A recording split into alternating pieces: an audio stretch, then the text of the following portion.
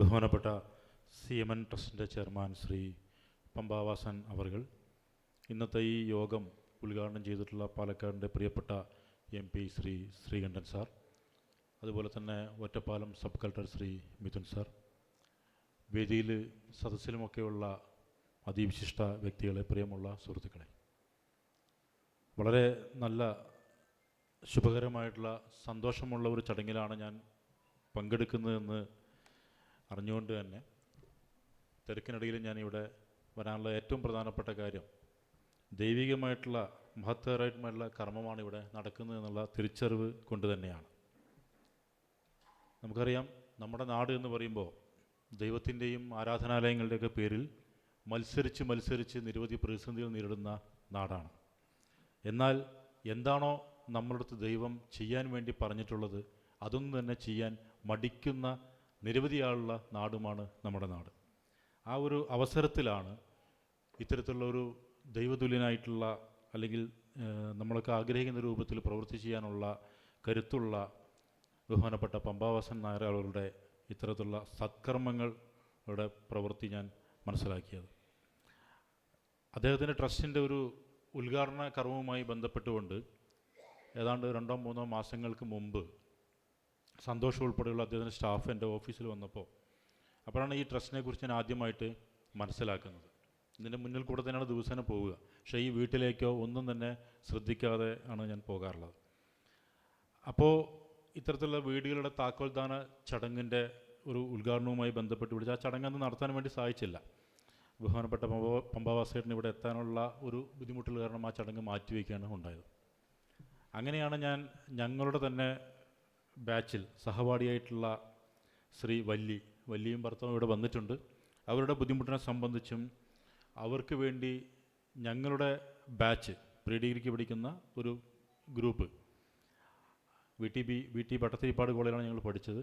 അവിടെ ഞങ്ങളുടെ ഒപ്പം സഹപാഠിയായിട്ടുള്ള ശ്രീ വല്ലി അനുഭവിക്കുന്ന ദുരിതങ്ങളെ കണ്ടുകൊണ്ട് അവരുടെ വീട് നന്നാക്കാൻ വേണ്ടി ഞങ്ങളുടെ ബാച്ച്മേറ്റ് അംഗങ്ങൾ ഏതാണ്ട് 1 ലക്ഷം രൂപ വളരെ കഷ്ടപ്പെട്ട് പിരിച്ചെടുക്കുന്നതിനിടയിലാണ് ഞാൻ ഈ ഒരു ആശയം അദ്ദേഹത്തിൻ്റെ സ്റ്റാഫിനോട് വെച്ചത്. 5 മിനിറ്റ് മാത്രമാണ് ആ തീരുമാനം എടുക്കാൻ വേണ്ടിയിട്ട് സമയം വേണ്ടി വന്നുള്ളൂ. ഉടനെ തന്നെ ശ്രീ പമ്പാവാസേട്ടൻ ഇവിടെ വരുമെന്നും അദ്ദേഹത്തെ വന്ന് കാണണമെന്നും പറഞ്ഞ് ഞാൻ അദ്ദേഹത്തിൻ്റെ വീട്ടിൽ വരികയുണ്ടായി. വളരെ വലിയ സമൂഹത്തിൽ സാമ്പത്തികമായിട്ടും എല്ലാം കൊണ്ടും ഉയർന്നു നിൽക്കുന്ന ഒരാളുടെ വീട്ടിലേക്ക് ഞാൻ വന്നപ്പോൾ വളരെ ലാളിത്യത്തോടു കൂടിയിട്ടുള്ള സ്വീകരണമാണ് ഉണ്ടായത്. അതിൽ നിന്ന് എനിക്ക് വളരെ വലിയ ബഹുമാനമാണ് അദ്ദേഹത്തോട് തോന്നിയത്. സമൂഹത്തിൽ നിന്ന് വേറിട്ട രൂപത്തിലുള്ള ഒരു തരത്തിലുള്ള അഹങ്കാരമോ അല്ലെങ്കിൽ സമൂഹത്തിലെ ഒരു ഉന്നതാണെന്നുള്ള ഒരു ഭാവഭേദമോ ഇല്ലാതെയുള്ള ഒരു സ്വീകരണം കണ്ടപ്പോൾ ബഹുമാനം യഥാർത്ഥത്തിൽ വർദ്ധിക്കുകയാണ് ചെയ്തത്.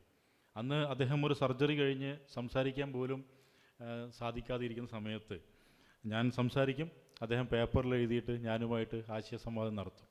അതിനും തന്നെ ആ വീട് അപ്പം തന്നെ അനുഭവിച്ച് കിട്ടുന്നതിൽ വളരെ വലിയ 2-3 മിനിറ്റ് മാത്രമാണ് എടുത്തത്.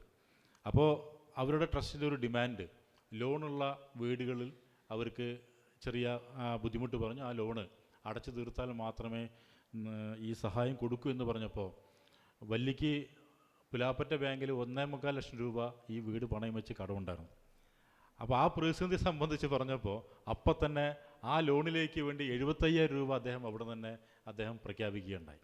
പിന്നെ ബാക്കിയുള്ള പൈസ ഞങ്ങൾ സംഘടിപ്പിച്ച് ബാങ്ക് അധികൃതരോട് പറഞ്ഞ് ആ പലിശയൊക്കെ എഴുതി തള്ളി കൃത്യമായിട്ടുള്ള മുതൽ മാത്രം അടച്ച് ഇന്ന് വല്ലി സന്തോഷിക്കുന്നതോടൊപ്പം തന്നെ ഞങ്ങളും വല്ലിയുടെ സഹപാഠികളായിട്ടുള്ള ഞങ്ങളും വളരെ വലിയ സന്തോഷത്തിലാണ്. വല്ലിക്കൊപ്പം പഠിച്ചിട്ടുള്ള 4-5 സുഹൃത്തുക്കൾ ഇപ്പോൾ ഈ ചടങ്ങിൽ പങ്കെടുക്കുന്നുണ്ട്. ഈ കാര്യം സാധിച്ചപ്പോൾ സ്വല്പം അത്യാഗ്രഹത്തോടുകൂടി ഞാൻ വേറൊരു ഡിമാൻഡോടെ വെച്ചു.